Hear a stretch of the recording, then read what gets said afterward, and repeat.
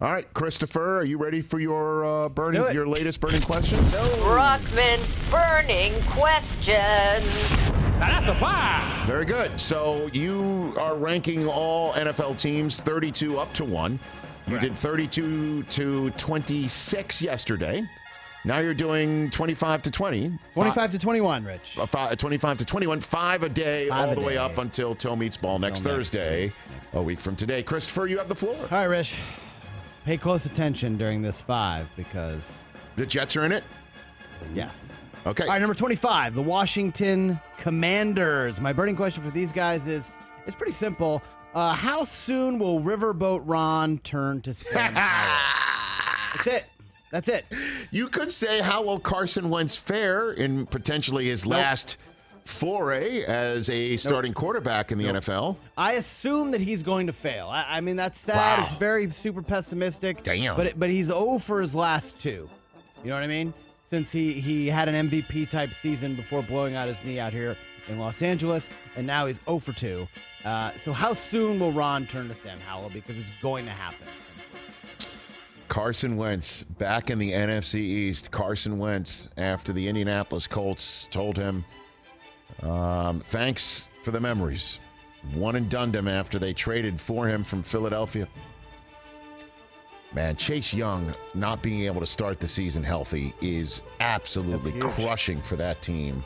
Yeah, that's huge. But good news is Brian Robinson made the 53-man roster, so it looks like whatever happened in his carjacking will not knock him out for this season. But it is a Carson Wentz equation. And does 2 plus 2 equal 4 or 2 plus whatever equal Howell? That's the burning question. What else, Chris? Number 24? All right, number 24, the Carolina Panthers. Now, could go in many directions when talking about this team. I could look at the health of Christian McCaffrey. Obviously, he's very important. Baker Mayfield, new spot, obviously. But look, I think it comes down to the head coach for me. How will Matt Rule handle the hot seat? Because he is definitely, without question, on the hot seat. He's got an owner who wants to win, and he wants to win yesterday. And so if this is now going to go south once more for Matt Rule, how will he handle that? If things do go in that direction, can he basically... he's coaching for his job, so that's basically my point there. Well, I guess the burning question that I would have plays into that is how will Baker Mayfield fare in his second act in Carolina?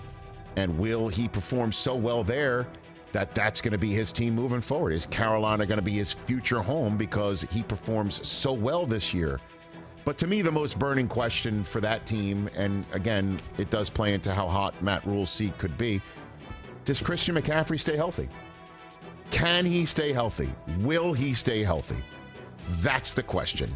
Because if he goes out again and it's my man Chuba Hubbard, again, that gets the run there, and now I think things go south, because as well as Baker Mayfield might play and as much of the hold of the locker room he might take and whatever leadership skills he does put on display at the rest of the locker room buys, I mean, McCaffrey gets hurt, that whole thing I think is just another non-playoff season in Carolina. That's the burning question for me there. Going down to 23, TJ, we talked about this back in April. Who won the first round of the NFL draft? Oh, boy. All right, get to your Jets burning question. Go ahead. I'm going to say either the Eagles or the Jets. Yeah, so number 23 on my list is the New York Jets. It's pretty simple, Rich. Will the talent all over the field translate to wins? That's it. Really how it is. I guess. And heaven because there is talent everywhere on this roster. And this was respectful. I think you thought you were going to go at him. No, I didn't. I'm didn't totally think not that going at all. at you. I didn't think that at all. And I think that is a great question. Yeah. Will the talent all over the field translate to wins? The talent over the field also includes their quarterback. Can he? I don't know. And the head coach. Yeah. Head coach is very talented as well. So Yeah. that's just what I'm wondering. I think that because, is a spot-on burning question about the New York Jets. Will it translate to wins? And I am so not excited to see Joe Flacco week 1 against the Baltimore Ravens at all. I think they're going to eat him for breakfast, lunch, and dinner and spit him out. I saw that horrible interception he threw in the preseason at the end of the. It's just like, come on, man. I mean, you're in there instead of Mike White to avoid throws exactly like that.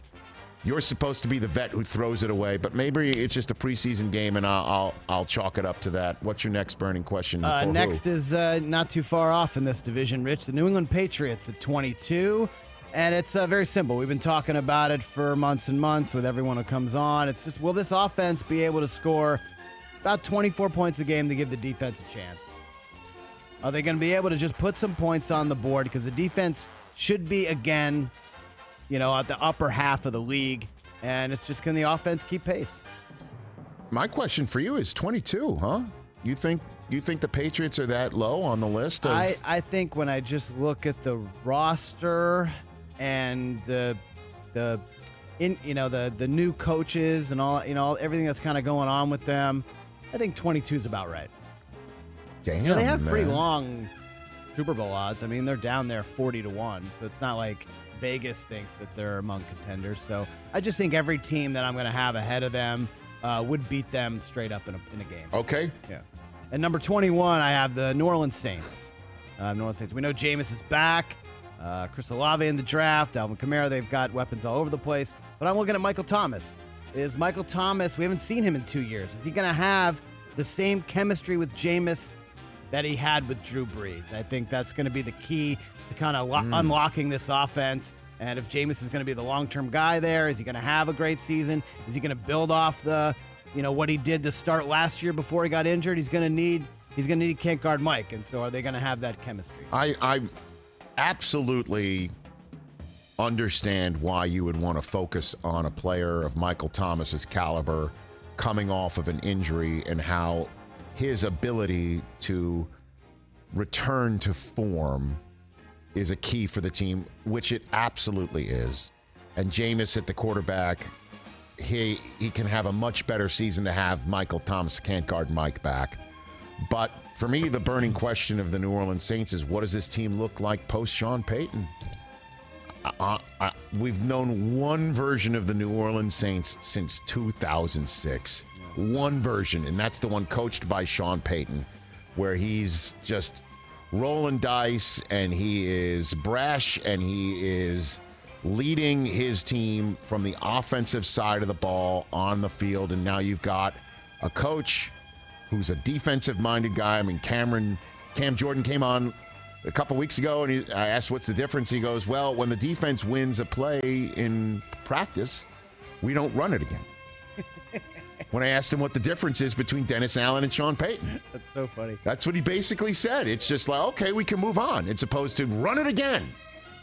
How does that all play out in game, outside of game, after losses, leading into a week off a win, all of that? I'm just keen to see it because we haven't seen it since 2006. That's just one way we've known it. All right. Burning questions. There you go. Well done. There you go. Nicely done. The Saints down at 21. They're one of they're number 2 on my top 5 sleeper team list. Yeah, there's a lot of good teams Or in the three. league this year, man. There's a lot of good teams. All right, man. I'll tell you what, man.